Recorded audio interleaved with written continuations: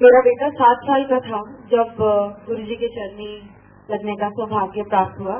उसको हर महीने बुखार आता था, 103, 104 रात को हो जाता था और काफी रेजिस्टेंट था सारी दवाइयों से।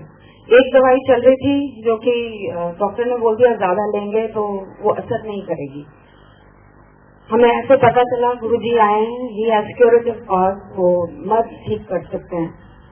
मेरी बेटी की डिलीवरी के बाद मेरी टांगों में बहुत दर्द रहती थी और मैं बहुत मुश्किल से चल पड़ती थी विदाउट पेन। सारे इलाज कर चुके थे।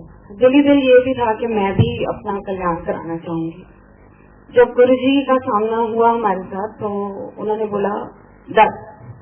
मैंने कहा जी मेरा मुंडा तो वो भी छड़ तू अपनी दर्द तेनों की प्रॉब्लम है जी, मेरी टंगा बहुत दर्द कर दी, आज तो बात कभी नहीं होंगी।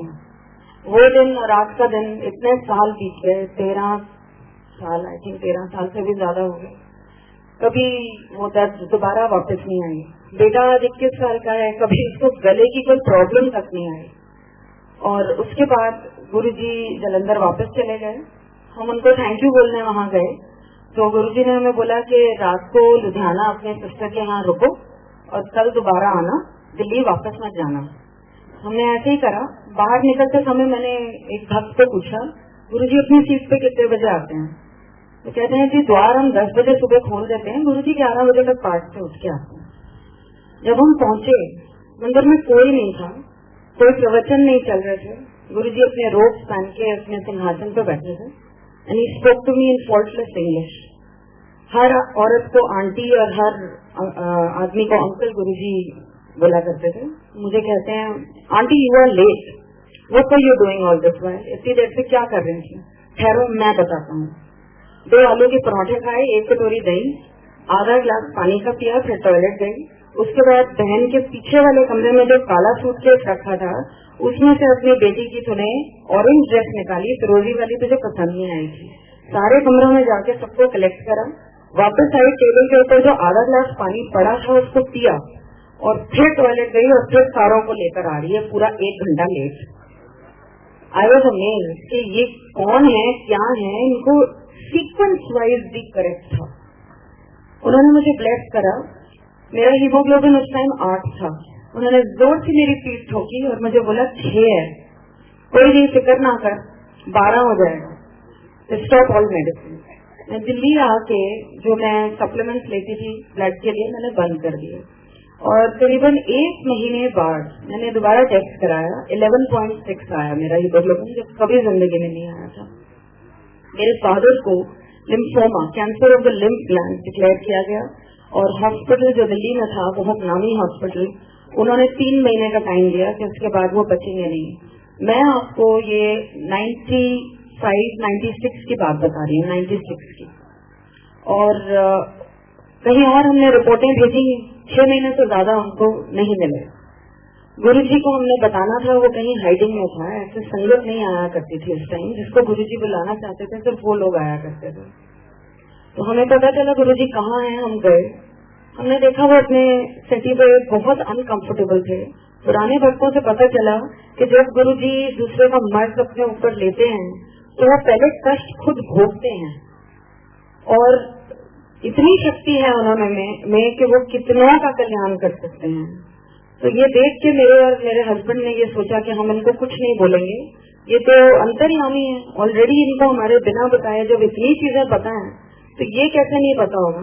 हम दोनों चुपचाप वापस आ गए। 1 हफ्ता बीता और गुरुजी का हुक्म आया कि किसी सत्संग में जाना है और तुम दोनों को हमारे साथ चलना। हमारी बहनों की ड्यूटियां लगती थी उस टाइम हॉस्पिटल में 2-2 घंटे। वहां से निकल के, उस माहौल से निकल के किसी की एक पार्टी में जाना, I was not in the mood. मैं बिल्कुल पीछे जाके बैठ गई। वहां से मुझे ऐसे करके बुलाते हैं और मेरे को साथ बैठा दिया। मेरी तरफ देखा भी नहीं, हंस रहे हैं, दूसरों से बातें कर रहे हैं। मैं दिल में यही सोच रही हूँ मुझे यहाँ क्यों बुलाया गया। एकदम से मेरी तरफ देख के कहते हैं तेरे प्योर का कैंसर ठीक कर देता है।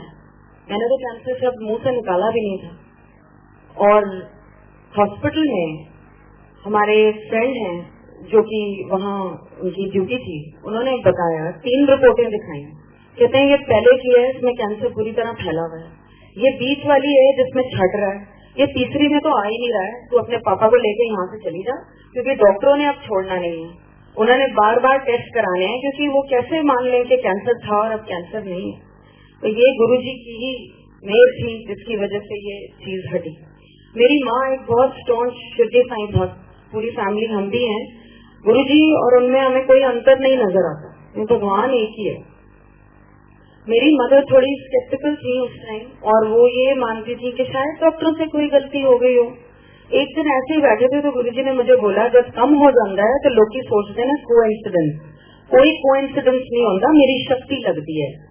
मैंने उनसे आगे होकर पूछा कि गुरुजी मेरी माँ, आप इतने लोगों को चलनी लगाते हो, तो मैंने वो क्वेश्चन ऐसे ही छोड़ दिया और गुरुजी ने मुझे आगे से जवाब दिया, तेरी माँ को मैं एक दिन में समझा दूंगा कि मैं क्या हूँ, तो फिक्र मत कर। फैमिली का अगर एक मेंबर भी मेरे पास आ जाता है तो पूरी फैमिली का कल्याण होता है। गुरुजी जब जलंधर में थे तो मैंने उनसे कहा कि वो यहाँ तक नहीं आ सकती, उनका डायबिटीज लेवल बहुत हाई रहता है और बीपी भी बहुत हाई रहता है।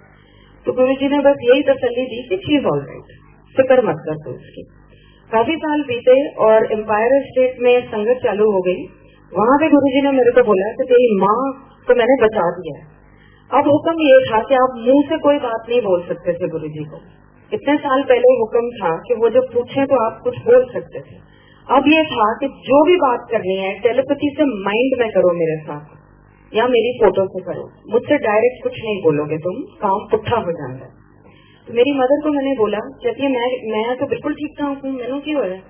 मैं क्या जी आप जाओ वहाँ, सिर्फ आपको लंगर खाना है, ब्लेसिंग लेनी है, वापस आ जाना है, आपको क्या करना है, कुछ बोलना भी तो है नहीं। तो मम्मी गई और हमने उनके टेस्ट कराए और डॉक्टर ने हमें बोला कि 20 मिनट आप बाहर बैठ जाओ। जब मैं जाने लगी तो मैंने उनको बोला साईं भली करेंगे। तो मुझे कहती है गुरुजी भली करेंगे, तेरे पास फोटो हो, मुझे एक फोटो दे दे। तो वो टेस्ट से पहले फोटो मैंने उनकी क्लोथ पे लगा दी और डॉक्टर साहब से गुजारिश करी इसे उतारो ना। जब हम वापस अंदर बुलाए गए, डॉक्टर ने वो रिपोर्टें ऐसे टेबल पे फेंकी। हमें तो सिर्फ लाल लाल पाइप की नजर आ रही थी, बिकॉज वी आर लेमैन। तो मेरे को कहता है वेयर डिड इट गो? पिछले हफ्ते जब मैंने इनका टेस्ट किया था तो इनका ट्यूबरकुलोसिस और कोलोन कैंसर था। She was diagnosed with tuberculosis of the small intestine and colon cancer. He says, where did it go? ये पाइप बिल्कुल क्लियर है, ये इंटेस्टाइन बिल्कुल क्लियर है, मुझे एक ट्रेस नहीं नजर आ रहा है इसमें कि कहाँ गया। But I am very happy for her because she is in the clear, but I still don't know how. मैंने इसलिए दोबारा एंडोस्कोपी करवाई कि हफ्ते भर में सिचुएशन कितनी बिगड़ी है, मैं ये देखना चाहता था। लेकिन अब तो बिल्कुल पाइप क्लियर है। From my side she is got a clean chit. So she asked the doctor, why am I going to the toilet so many times? मैं बिल्कुल निढाल हो गई हूँ। He said, आप डायबिटिक हो ना, this is termed as diabetic diarrhea। अगले दिन वो गुरुजी को थैंक यू जब भी 3-4 दिन बाद गई बोलने, गुरुजी ने उन्हें कुछ नहीं पूछा और सिर्फ मत्था टेकते टाइम धीरे से उनको ऊपर से आवाज आई, जा अपनी डायबिटीज चेक करा ले। अगले दिन मैं आई, मुझे नहीं पता था कि मम्मी को ये हुक्म मिला। मैंने मत्था टेका तो मुझे कहते हैं मास्टर नहीं आ, इफ एंड बट करती हूँ, ये कैसे हो गया? मैं बाहर जाकर रोने लगी कि मैंने तो ऐसी कोई बात नहीं बोली है, मुझे क्यों बोल रहे हैं ऐसे? तो मेरी डॉटर कहती है कोई नहीं, नानी भी तो मास्टर नहीं है ना, तो मस्त भी नानी। जो बहुत साल पहले मई 2007 में हमने अभी गुरुजी से कंफर्म किया था ये बात को, उन्होंने ये संगत दोबारा किसी के सामने करवाई थी, तो ये कंफर्म किया कि मेरी बेटी ने ऐसे बोला था, तो he said yes right. So coming back to this, my mother was holding a report. मेरे को फोन आया 3 दिन बाद कि मैं इतने सालों से मेरा डायबिटिक लेवल 280-260 से नीचे नहीं जाता और मेरे हाथ में एक रिपोर्ट है 130, 115, 119, ये क्या हो रहा है, ये कैसे हो गया? वही सेम वर्ड जो गुरुजी ने बोले थे मेरी मदर ने बोले। और स्केप्टिसिज्म की जो उन्होंने बोला था मास्टरनियां इफ एंड बट करती हैं, वो इफ एंड बट में उन्होंने दोबारा चेक कराया। इस टाइम 99, 113 और नीचे आया। एक दिन उनका 140 हो गया। तो मुझे कहती है जाके गुरुजी से प्लीज बोलो मेरा डायबिटीज फिर से बढ़ गया। मैंने कहा डांट मुझे नहीं खानी है क्योंकि अब हुक्म है कि मुंह से कुछ बोलना नहीं है, तो आप मन में बात करो, आपकी बात का जवाब जरूर मिल जाएगा। हम एम्पायर स्टेट शाम को गए तो गुरुजी पीछे साइड बोर्ड पे बैठे थे, तो सीधा मैं अंदर आई तो मुझे ऐसे करके बुलाते हैं और मुझे कहते हैं जो औरत तेरी माँ वर्गन मोटी है ना, ਤੇ ਉਹਦਾ 40 ਸਾਲ ਤੋਂ ਉੱਤੇ ਉਮਰ ਹੋਏ 140 ਵੀ ਨੋਰਮਲ ਗਿਣਿਆ ਜਾਂਦਾ ਹੈ। ਜਾ ਕੇ ਕਹਿ ਦਿਓ ਆਪਣੀ ਮਾਂ ਨੂੰ ਬਿਲਕੁਲ ਠੀਕ ਹੈ ਉਹ, ਤੇ ਮੈਂ ਠੀਕ ਕਰ ਦਿੱਤਾ ਉਹਨੂੰ, ਫਿਕਰ ਕਰਨ ਦੀ ਕੋਈ ਲੋੜ नहीं है, फुल ब्लेसिंग है ज्ञान है उधर। तो आफ्टर दिस एक बारी मैंने गुरुजी को ये बोला कि गुरुजी काश आप पहले मिले होते, मेरे पापा को आपसे मिलने से पहले 2 बारी हार्ट अटैक हो चुके हैं। तो गुरुजी कहते तू फिक्र ना कर, और कमरे में जाके दरवाजा झाड़ के बंद कर लिया। मैं यही सोचती रह गई कि ये कैसी तसल्ली। तो हम दिल्ली जब वापस आए, my father collapsed on the pot, उनको 3rd हार्ट अटैक हुआ और he was rushed to the nearest hospital. और मेरी मदर को ये डॉक्टर्स ने बोला कि आपको जिसको बुलाना है आप बुला लीजिए, it could be fatal because he is in a very critical condition. तो मेरी माँ ने सिर्फ जो उनका डॉक्टर था जो जिसके इलाज के अंदर वो इतने सालों से थे, उन्होंने बोला मैं उसको बुलाऊंगी। तो उसको आईसीयू में रखा गया एंड ही वाज अनकॉन्शियस। तो हम गुरुजी का थोड़ा सा प्रसाद लेके उनकी जबान के नीचे रखा। जब डॉक्टर आया तो उन्होंने बोला कि ईसीजी रन करो। तो जब ईसीजी निकली तो डॉक्टर ने उस हॉस्पिटल के सारे इंटर्न्स एंड डॉक्टर्स को बुलाया और झाड़ दिया, because he was quite a senior doctor. He said ये डाइजेशन का केस आईसीयू में क्या कर रहा है, ये रिपोर्ट क्या कहती है, he is not that critical, why have you put him here. तो उन्होंने आधे घंटे पहले की रिपोर्ट निकाली। उन्होंने बोला डॉक्टर साहब पेशेंट आया था तो ये रिपोर्ट निकाली थी, आप इसको देख के क्या कहेंगे। अच्छा मैं तो ये रिपोर्ट निकाल रहा हूँ, मैं तो अपनी देखी हुई रिपोर्ट कर रहा हूँ, और ये आई डोंट बिलीव कि इस पेशेंट की है। खैर हम जलंधर गए, गुरुजी को थैंक यू बोलने। जमीन पे 10 लोगों के साथ गुरुजी बैठे हुए थे। जैसे ही मैं अंदर आई, इससे पहले कि मैं उनको कुछ कहते जिनने कल्याण में तेरे कितने ने ना आ जा बैठा अच्छे तो सारे 10, तो प्योदा लेटेस्ट भी 10 दें, उठ के और वो चले गए। So there are so many times when you need your prayers answered. Guruji is always there. He is looking over us. And there were certain things, वो ऐसे ही हमें लगता था by the way कह देते हैं, लेकिन वो by the way नहीं होती थी। एक बारी हमें हुक्म मिला जाओ अमेरिका हो, तो हम नहीं गए, रह गए अपने गेड़े में, फाइनेंशियल गेड़े में आयुष्य से। तो कहते हैं अच्छा चलो सिंगापुर हो आओ, उत्थे जाओ। तो मेरी एक भक्त जी है उषा आंटी, उधर का जाके सत्संग करने हैं, जो जो कल्याण में कितने सारे रखी।